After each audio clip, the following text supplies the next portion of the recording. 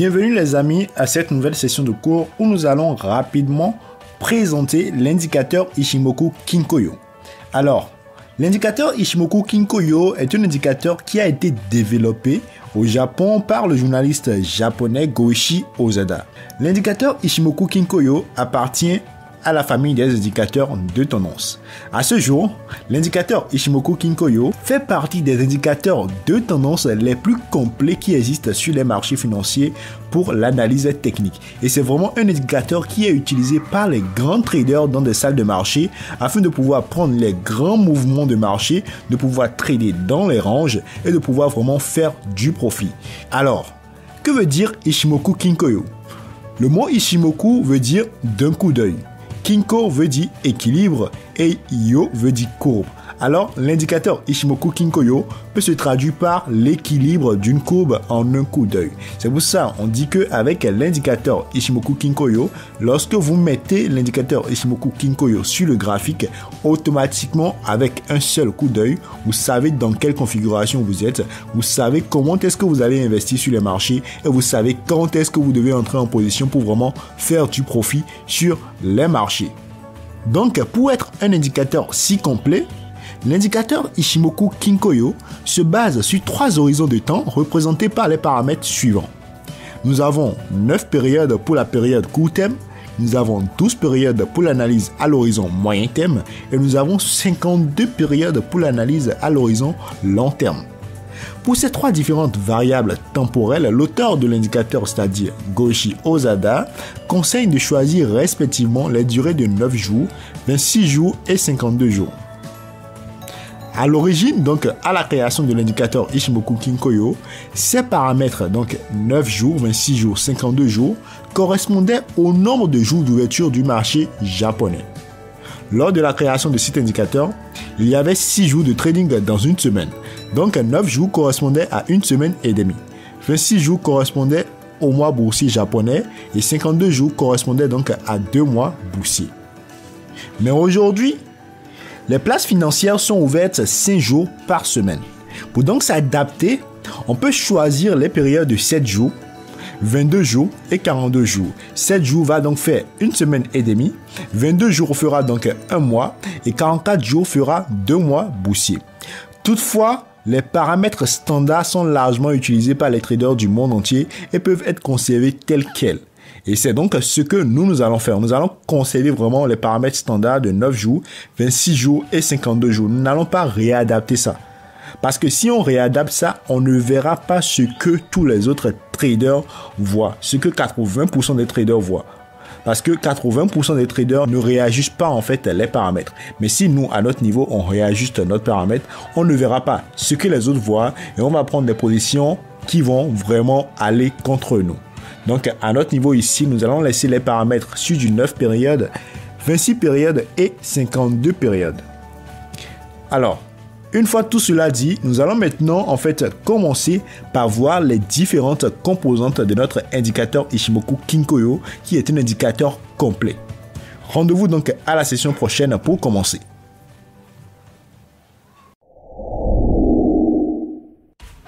Bienvenue les amis à cette nouvelle session où nous allons commencer par voir les différentes composantes de l'indicateur Ichimoku Kinkoyo.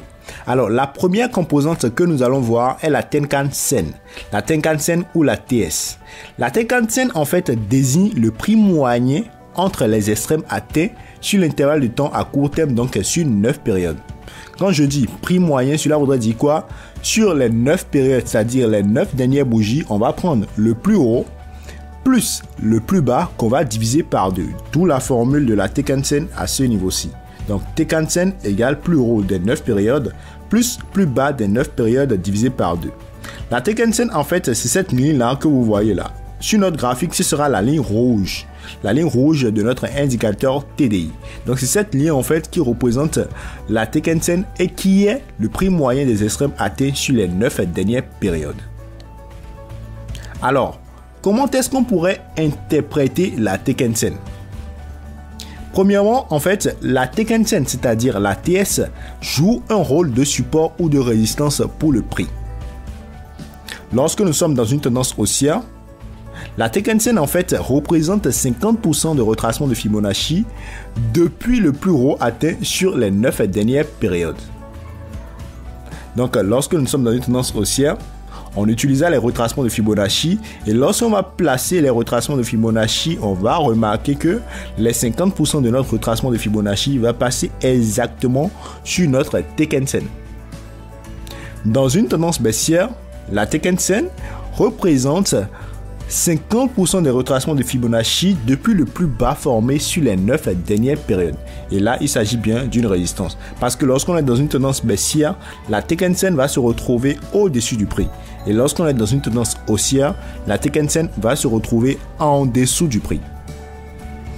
Deuxièmement, la position de la Tenkan-sen par rapport à la ligne Kijun-sen, c'est-à-dire ce qu'on va voir dans la session suivante, permet de déterminer la dynamique des cours à court et moyen terme. Si par exemple on remarque que la Tenkan-sen est au-dessus de la Kijun-sen, on dira partiellement que la probabilité est forte que les prix continuent de monter.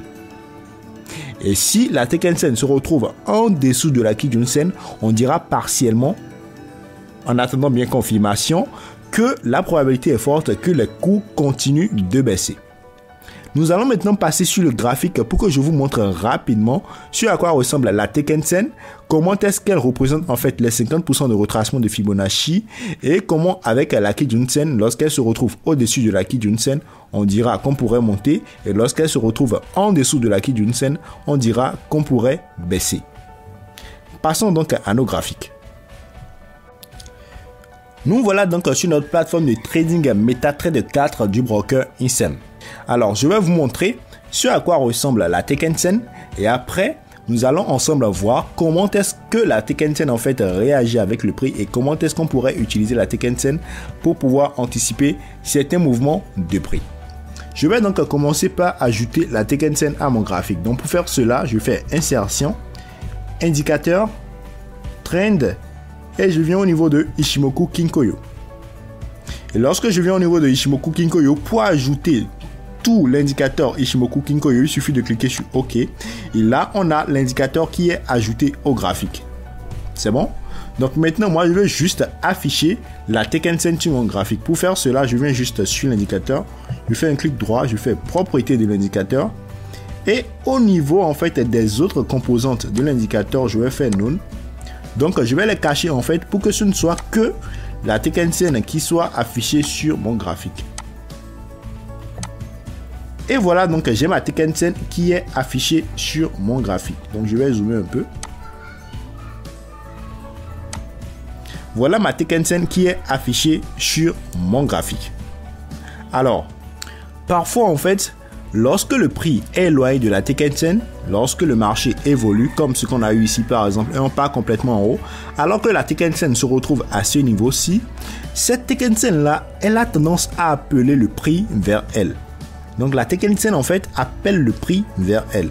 Et quand elle appelle le prix vers elle comme ça, lorsqu'elle est loin du prix, d'abord, elle commence par se mettre à plat comme ce que vous voyez là. Donc, elle s'est mise à plat. Et lorsqu'elle se met à plat, elle appelle le prix. Soit le prix va venir directement se poser sur la Tenkan-sen avant de repartir à la hausse, soit le prix va faire du surplace. Et dans ce cas, c'est là en fait, quand elle se met à plat, qu'elle représente en fait les 50% des retracements de Fibonacci sur les 9 dernières périodes. Donc, prenons par exemple Fibonacci. Quittons le plus bas à ce niveau-ci et allons jusqu'au niveau du plus haut ici. Voilà. Donc j'ai pris en fait à partir de ce plus bas, donc 1, 2, 3, 4, 5, 6, 7, 8, 9. Donc sur ces 9 bougies, le plus haut c'est ici et le plus bas c'est à ce niveau-ci. Et vous remarquez bien que les 50% en fait de mon retracement de Fibonacci passent bien par ma Tenkan-sen. Donc c'est là en fait que son rôle de 50% de retracement de Fibonacci intervient. Alors dans le système Ichimoku, nous n'allons pas utiliser que la Tenkan-sen pour travailler. C'est tout le système combiné que nous allons utiliser pour travailler. Mais vous devez déjà retenir au niveau de la Tenkan-sen que lorsque le prix est éloigné de la Tenkan-sen et que la Tenkan-sen se met à plat, alors elle représente les 50% de retracement de Fibonacci prix et le prix a tendance à revenir vers la Tenkan-sen ou bien à faire du surplace jusqu'à ce que la Tenkan-sen rejoigne maintenant le prix pour continuer le mouvement. Si c'est bon pour vous, si vous avez compris ce concept, magnifique. Nous allons donc passer à la session suivante où nous allons voir la seconde composante de notre indicateur Ichimoku Kinko-yo qui est la Kijun-sen. Merci donc à vous et à la session prochaine. Bienvenue les amis à cette nouvelle session de cours où nous allons parler de la Kijun-sen qui est la seconde composante de notre indicateur Ichimoku Kinko-yo. Alors, la Kijun-sen est construite de la même manière que la Tenkan-sen. La Kijun-sen en fait représente le niveau moyen des prix sur l'intervalle de temps à moyen terme, c'est-à-dire sur les 26 périodes. Dans la session précédente, on a vu que la Tenkan-sen en fait représente le niveau moyen des prix sur l'intervalle de temps court terme 9 périodes. Ici, la Kijun-sen c'est sur 26 périodes. Donc pour calculer en fait la Kijun-sen, on va prendre les 26 dernières bougies. On ira relever le plus haut sur les 26 dernières bougies. On va relever le plus bas sur les 26 dernières bougies qu'on va diviser par 2. Et c'est ça qui va nous donner là où se trouve en fait notre Kijun-sen actuellement. Sur mon graphique ici, vous allez remarquer ici, bon, ça c'est les 26 dernières bougies, donc les 26 périodes. On a pris le plus haut qui est à ce niveau-ci, donc 4509. On a pris le plus bas qui est à ce niveau-ci, 4109. On a fait la somme divisée par 2 et c'est ça qui nous donne 4309 et qui représente là où la Kijun-sen est actuellement. Alors, comment est-ce qu'on peut interpréter cette composante de l'indicateur Ichimoku Kinko-yo? L'interprétation de la Kijun-sen en termes de support et résistance est identique à celle de la Tenkan-sen. Toutefois, le rôle de cette ligne, c'est-à-dire le rôle de la Kijun-sen, est plus important que celui de la Tenkan-sen car la Kijun-sen est calculée sur 26 périodes. Donc la Kijun-sen sert de support et de résistance à la tendance moyen terme. On a vu que la Tenkan-sen en fait est calculée sur 9 périodes comme je le disais tout à l'heure. Mais la Kijun-sen est calculée sur 26 périodes. Donc le nombre de bougies considérées est bien plus élevé que le nombre de bougies considérées au niveau de la Tenkan-sen. Donc ici, cette composante de l'indicateur Ichimoku Kinko-yo aura plus de force que la Tenkan-sen lorsqu'il jouera en fait le rôle de support et de résistance pour le prix. Dans une tendance haussière, lorsque la Kijun-sen se met à plat, en fait, elle représente les 50% de retracement de Fibonacci depuis le plus haut atteint sur les 26 dernières périodes. Donc par exemple, on est en train de monter et on voit que la Kijun-sen se met à plat. Lorsqu'on va en fait quitter le plus haut formé jusqu'au dernier plus bas, on va remarquer que là où la Kijun-sen est actuellement représente en fait les 50% de retracement de Fibonacci. Dans une tendance baissière, la Kijun-sen représente les 50% de retracement de Fibonacci depuis le plus bas sur les 26 dernières bougies, donc sur les 26 dernières périodes. Il s'agit alors d'un niveau de résistance. Au niveau de la tendance haussière, la Kijun-sen joue le rôle de support et au niveau de la tendance baissière, la Kijun-sen joue le rôle de résistance. Vous savez très bien pourquoi, parce qu'au niveau de la tendance haussière, le prix va se retrouver au-dessus de la Kijun-sen et au niveau de la tendance baissière, le prix va se retrouver en dessous de la Kijun-sen. Lorsque la Kijun-sen se met à plat, on lui donne un nom particulier, donc qui est le plat Kijun. Donc lorsqu'elle va se mettre à plat, on ne va plus dire Kijun-sen, mais on va dire plat Kijun. Et lorsqu'elle se met à plat, on dit qu'il y a une très forte probabilité qu'il y ait une correction des prix vers le plat Kijun et cela représente un très fort signal pour un trader. Donc ce sont les paramètres que nous allons regarder en tant que trader pour pouvoir en fait intervenir efficacement sur les marchés. Je vais maintenant passer sur mon graphique afin de vous montrer en fait tout ce que je viens d'expliquer en détail. Alors nous voilà donc sur notre graphique où nous allons pouvoir en fait mettre en pratique tout ce que nous avions vu dans le cours sur la Kijun-sen. Alors première des choses, nous allons commencer par insérer la Kijun-sen sur le graphique. Donc je fais indicateur Ichimoku et ici je vais cacher la Tenkan-sen pour afficher uniquement la Kijun-sen. Donc la Kijun-sen sera une ligne bleue. J'ajoute et voilà, j'ai ma Kijun-sen qui est ajoutée au prix. Donc en fait, comme on l'a dit, la Kijun-sen a vraiment deux rôles très importants en fait.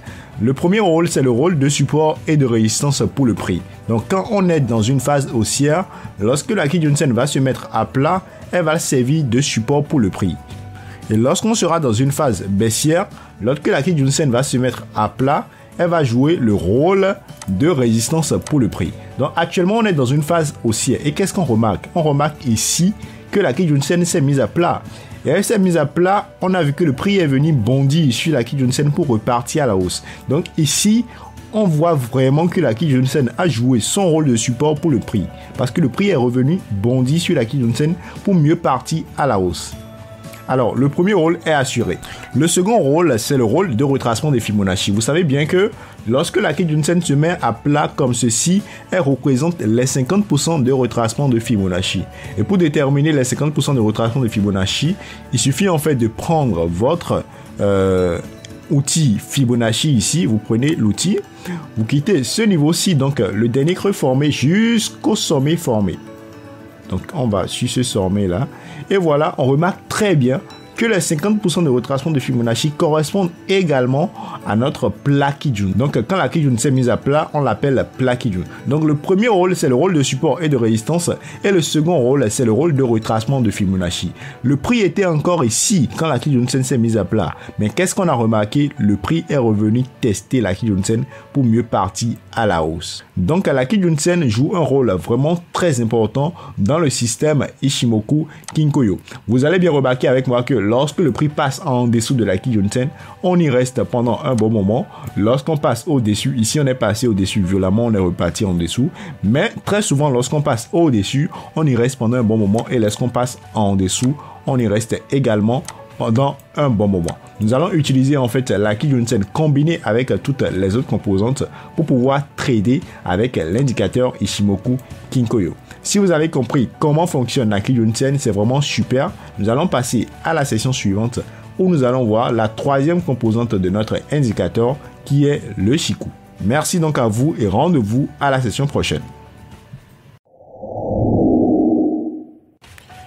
Bienvenue les amis à cette nouvelle session de cours où nous allons parler de la troisième composante de l'indicateur Ichimoku Kinkoyo qui est la lagging span. Alors la lagging span, encore appelée LS ou Chikou span parfois, représente en fait le cours actuel décalé de 26 périodes en arrière. Donc comme vous pouvez le voir ici sur le graphique, la lagging span c'est celle qui est en noir à ce niveau-ci et le prix est à ce niveau. En fait, la lagging span fait le même mouvement que le prix.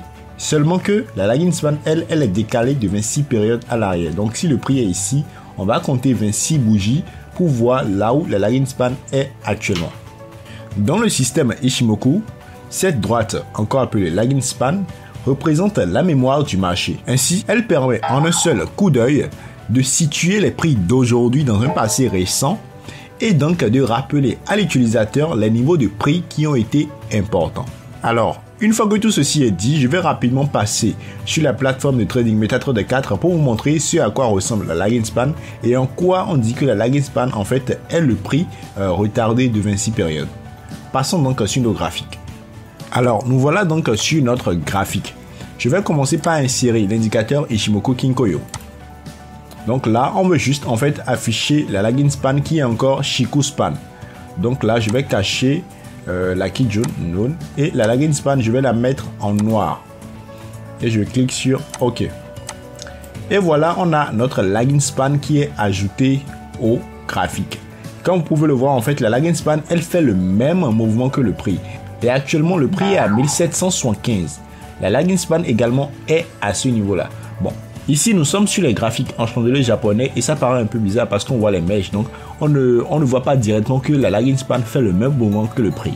Mais lorsque nous passons en fait sur le graphique en ligne, regardez, c'est exactement la même chose. C'est exactement le même mouvement qui se reproduit.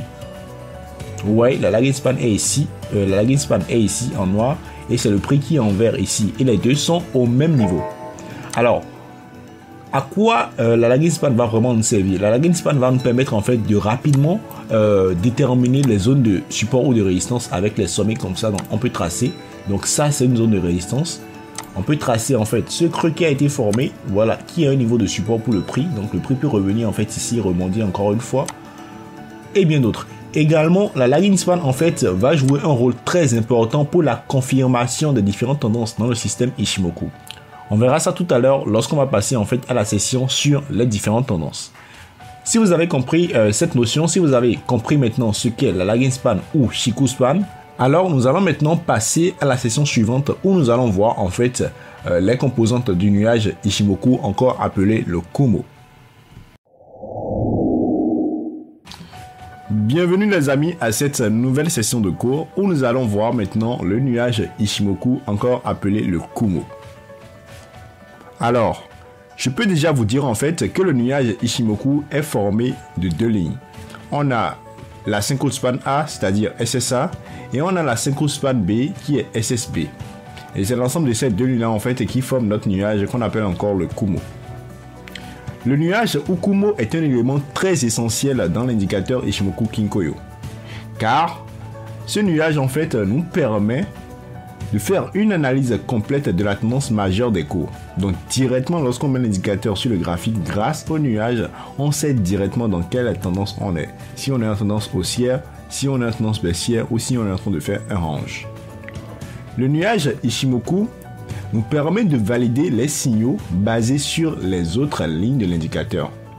Donc lorsqu'on aura notre nuage Ichimoku, ce nuage-là, dans son orientation, va nous permettre en fait de dire si ce qu'on a eu avec la Tenkan-sen et la Kijun-sen c'est bon, est-ce qu'on peut déjà entrer en position et bien d'autres choses. On verra tout cela en détail plus tard. Le nuage nous permet ensuite de réaliser une projection de la tendance dans le futur et de déterminer les niveaux de support et de résistance à venir. Donc en fait, le nuage Ichimoku, dans sa projection, déjà lorsqu'il est en phase haussière, le nuage est vert et lorsqu'il est en phase baissière, le nuage est rouge. Donc grâce en fait à la projection faite par le nuage Ichimoku qui est projeté de 26 périodes en avant, directement lorsque le nuage change de couleur, on sait à peu près dans quelle tendance on va aller. Donc par exemple, on est en train de monter, les bougies sont en train de monter et on voit que le nuage en fait twist. Quand le nuage change de couleur, on dit que le nuage a twisté. Donc on voit que le nuage twist et passe par exemple du vert au rouge. Directement, on a un signal qui nous dit en fait que la probabilité est forte en fait qu'on commence maintenant par corriger ou bien qu'on entre dans un range. Et là, ce signal-là va nous éviter en fait d'entrer en position au mauvais moment et après de se faire prendre par les marchés. Donc c'est vraiment en fait une composante très importante de l'indicateur Ichimoku Kinkoyo par son utilité et nous allons vraiment l'utiliser dans notre stratégie de trading. On a dit que le nuage est composé de la synchrospan A et de la synchrospan B. C'est quoi donc la synchrospan A? La synchrospan A montre la distance moyenne entre la Tenkan-sen et la Kijun-sen retardée de 26 périodes. La valeur du jour de la synchrospan A représente donc la distance qui sépare la Tenkan-sen de la Kijun-sen sur 26 périodes. Donc pour calculer la synchrospan A, il suffit de faire en fait Tenkan-sen plus Kijun-sen divisé par 2 sur les 26 périodes passées. Vous verrez cela tout à l'heure lorsqu'on va montrer en fait l'image. La synchrospan B, c'est quoi? La synchrospan B en fait correspond au niveau moyen des prix sur l'intervalle de temps à long terme, donc sur 52 périodes. Comme pour la synchrospan A, l'indicateur est retardé de 26 périodes. Donc la synchrospan B, on va calculer en faisant le plus haut des 52 dernières périodes plus le plus bas des 52 dernières périodes divisé par 2. Donc je vais maintenant passer sur l'image pour mieux vous expliquer tout cela. Alors, nous voilà donc en fait sur notre image. Donc, on va rapidement voir comment déterminer graphiquement la synchrospan A.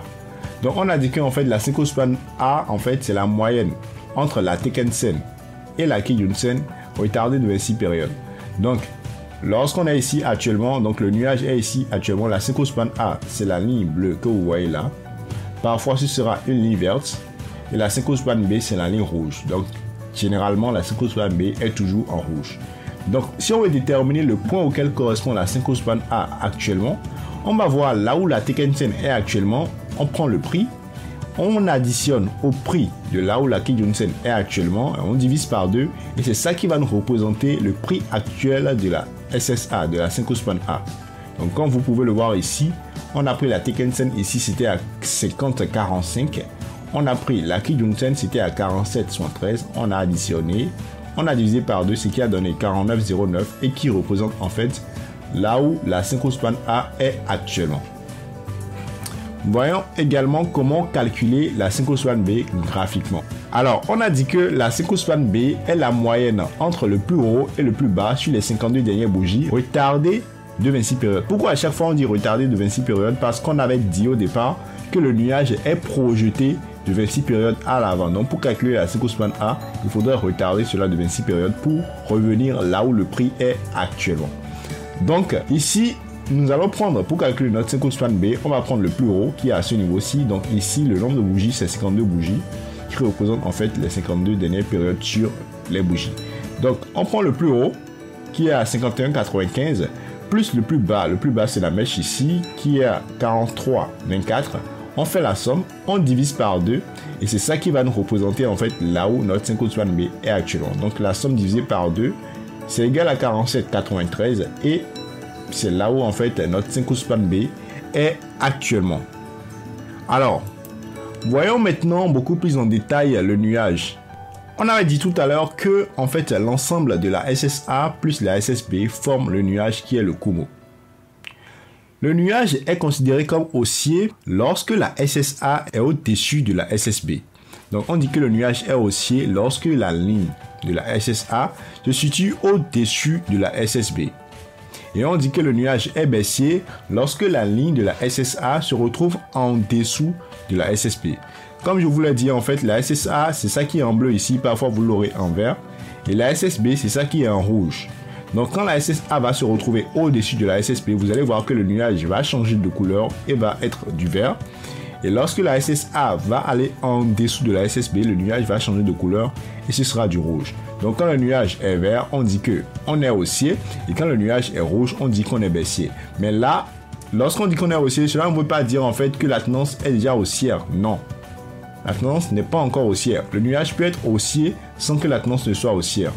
Donc pour confirmer en fait la tendance, il faudra en fait ajouter toutes les autres composantes de l'indicateur Ichimoku Kinkoyo pour pouvoir déterminer vraiment la tendance. Je peux déjà commencer par vous dire que le positionnement en fait des prix par rapport au nuage peut en partie nous permettre de déterminer la tendance. Lorsqu'on voit en fait que le prix se retrouve au-dessus du nuage, on peut partiellement dire que la tendance est haussière. Je dis bien partiellement. Et lorsqu'on voit que le prix, donc les bougies, sont en dessous du nuage, on peut partiellement dire que la tendance est baissière. Après avoir dit ça, il faudra donc confirmer vraiment la tendance en regardant toutes les autres composantes de l'indicateur Ichimoku qui sont la Tenkan-sen, la Kijun-sen et le Chikou. Parce que c'est un système au complet. On ne peut pas juste prendre un seul outil du système et dire déjà qu'on a déterminé la tendance. Il faut prendre tous les outils, combiner tous les outils afin de vraiment déterminer la tendance pour pouvoir vraiment profiter du marché. Et c'est ce que nous allons apprendre à faire dans la section qui viendra. Alors, comme je le disais au départ, le Kumo, le nuage, est projeté de 26 périodes en avant. Donc c'est cette projection en fait qui nous permet de déterminer les niveaux de support et de résistance futurs, ainsi que de déterminer les niveaux de prix clés à partir desquels une tendance est susceptible de s'inverser. Donc par exemple, quand on voit, comme je le disais, quand on voit que le nuage twist, par exemple on est en train de monter et on a un changement de couleur du nuage en twist, cela pourrait être un signal important pour le trader qui lui dit ah là maintenant il se pourrait que la tendance change ou bien qu'on entre dans un range. C'est bon. Également, on a dit tout à l'heure que cette projection en fait va nous permettre de déterminer des niveaux de support et de résistance très importants. Alors ces niveaux seront déterminés principalement grâce à la SSB. Donc lorsque le nuage va être projeté de 26 périodes en avant et que la SSB va se mettre à plat, quand je dis que la SSB va se mettre à plat, c'est lorsqu'on est comme ceci, donc à plat comme ceci. Lorsque la SSB va se mettre à plat comme ceci, ce plat qu'on appelle plat SSB en fait va représenter en fait un niveau de support ou de résistance majeur. Dans ce cas, si on est au-dessus, ce sera un niveau de support. À chaque fois qu'on voit un plat SSB, on va tracer une ligne horizontale qui va passer par là et ce sera un niveau de support important pour nous. Donc on pourra même utiliser ces niveaux-là pour pouvoir trader, pour pouvoir en fait définir une stratégie de trading avec le système Ichimoku. Je vais donc maintenant passer sur mon graphique MetaTrader 4 pour vraiment vous montrer en détail tout cela. Nous voilà donc sur la plateforme de trading MetaTrader 4. Et là, nous allons commencer déjà par ajouter notre indicateur Ichimoku Kinkoyo. Donc je fais insertion, indicateur Ichimoku Kinkoyo. Et là, je fais ajouter. Donc normalement, je dois avoir ma Chikou. Et quand on ajoute, on voit qu'on a toutes les composantes. Ce que moi je veux avoir actuellement, c'est uniquement le nuage Ichimoku. Donc je viens sur propriété et sur toutes les autres composantes, je mets none pour cacher ces différentes lignes. Et maintenant je fais OK. Et là maintenant vous voyez que j'ai uniquement en fait mon nuage Ichimoku. Là je suis en H4 sur EURUSD. Et comme vous pouvez le voir en fait, lorsqu'on est dans une phase haussière, le nuage est totalement vert. Et lorsqu'on est dans une phase baissière, le nuage est rouge. Lorsque le nuage passe du rouge au vert et du vert au rouge successivement, alors là on dit en fait qu'on est ni en tendance haussière ni en tendance baissière, mais qu'on est en train de faire en fait une dérive latérale ou un range. Vous verrez bien cela dans la session suivante lorsqu'on va commencer par déterminer les tendances avec Ichimoku Kinkoyo. Donc ici vous voyez très bien que le nuage est toujours haussier, mais on a eu une très forte baisse sur EURUSD. Donc tant que le nuage ne va pas twister, tant que le nuage ne va pas passer au rouge à ce niveau-ci, alors là le mouvement va rester toujours aussi sur EURUSD et les prix pourraient repartir à tout moment. C'est bon? Donc ça c'est la première phase, ça c'est la phase où on détermine l'orientation du nuage pour voir généralement dans quelle tendance on est. Alors, secondo, on va maintenant voir le rôle de support et de résistance que joue la ligne SSB de notre nuage Ichimoku. Donc, par exemple, comme vous pouvez le voir ici, on a vu que la SSB s'est mise à plat. Donc, quand la SSB se met à plat comme ceci, il suffira tout juste de prendre une ligne horizontale et de passer la ligne par le plat SSB. Et si on passe la ligne par le plat SSB, si on regarde dans le passé, on voit que les prix ont réagi sur la ligne à ce niveau-ci, à ce niveau-ci, à ce niveau-ci. Ici, on a cassé, mais on est reparti en dessous. De la même manière, ici, on a cassé, on a essayé de partir violemment, mais on est revenu en dessous. C'est bon? Donc, généralement, lorsque vous avez votre nuage Ichimoku et que vous avez des plats SSB comme cela, par exemple ici, on aurait pu tracer ce plat SSB. Et étant donné que le plat SSB joue un rôle de support et de résistance pour le prix, vous allez juste vous dire que si jamais le prix venait casser en fait mon plat SSB, donc mon niveau de résistance, alors là je vais acheter tranquillement. C'est bon, tranquillement vous achetez et c'est comme ça que vous allez fonctionner. Donc vous pouvez tracer plusieurs plats SSB sur votre graphique. Vous pouvez en tracer des milliers, mais l'important c'est juste de tracer ceux qui auront un rôle à jouer en fait dans un futur proche pour votre trading. Nous allons voir tout cela dans la section suivante pour vous amener à maîtriser vraiment comment cela fonctionne. Si je trace par exemple ces deux plats SSB et si on regarde dans le passé, on voit que les prix ont réagi. D'abord, premièrement ici, les prix ont réagi là. Vous voyez que le plat SSB joue vraiment un rôle très important dans le système Ichimoku. Donc c'est comme ça en fait que vous allez pouvoir déterminer vos niveaux de support et de résistance avec le système Ichimoku. Vous n'aurez plus besoin en fait d'utiliser les droites de tendance, donc ou bien le chartisme pour déterminer. Il vous suffit de voir, de repérer vos plats SSB et de prendre une ligne que vous allez déposer sur vos plats SSB. Et ces plats SSB vont vous permettre de pouvoir déterminer, que ce soit dans un futur proche ou lointain, des niveaux de support et de résistance à venir. Parce que tôt ou tard, lorsque les prix vont revenir en fait sur cette zone, les prix vont fortement réagir. Les prix vont fortement réagir parce qu'on a déjà réagi 2 fois dans le passé, donc 3 fois même. Donc la probabilité est très forte qu'on réagisse si jamais on venait ici. De la même manière que ce niveau-ci, si les prix viennent ici, on va également réagir. Donc ainsi de suite. Donc à chaque fois que vous voyez un plat SSB, il faudrait le délimiter pour en fait pouvoir l'utiliser dans un futur proche ou lointain. Plus le plat SSB est lent, donc plus on a des plats SSB comme cela, plus leur rôle sera beaucoup plus important. Plus la force de ces plats SSB là sera élevée dans le système Ichimoku. Donc plus le plat SSB est grand, plus il jouera un rôle très important dans le système. J'espère que vous avez compris maintenant ce qu'est le nuage Ichimoku, les différentes composantes du nuage Ichimoku, qui sont la SSA ici qui est en vert, et la SSB qui est en rouge. Lorsque le nuage est haussier, on est en vert. Lorsque le nuage est baissier, on est en rouge. Donc quand le nuage est baissier, il se met à plat, c'est tout autre chose. Là maintenant, on passe en fait dans une dérive latérale. Vous verrez tout cela, ne vous inquiétez surtout pas dans la section à venir. Si vous avez compris tout cela, c'est vraiment super. Si vous n'avez pas compris, n'hésitez surtout pas à poser des questions dans les commentaires ou à nous écrire directement dans la communauté Discord afin de recevoir plus d'explications. Merci donc à vous et rendez-vous à la section prochaine.